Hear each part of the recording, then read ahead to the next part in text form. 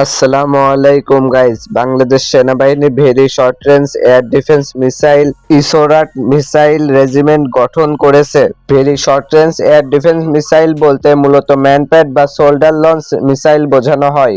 ম্যানপ্যাডের range 8 kilometre হলেও এর সক্ষমতা মোটেও কম নয়, কারণ ম্যানপ্যাড দিয়ে F-16 এর মতো যুদ্ধবিমান শুটডাউনেরও রিপোর্ট রয়েছে। আমাদের দেশে যে আকাশ প্রতিরক্ষা মিসাইল তৈরি হয় তা আমরা অনেকেই জানি না।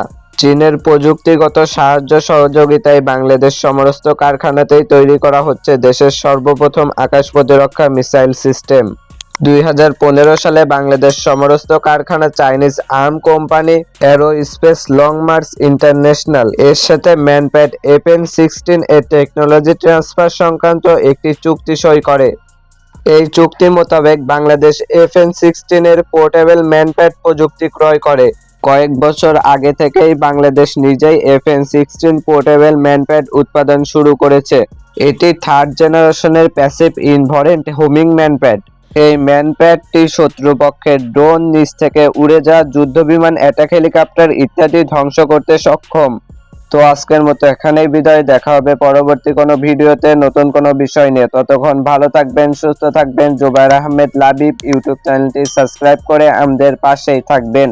আসসালামু আলাইকুম।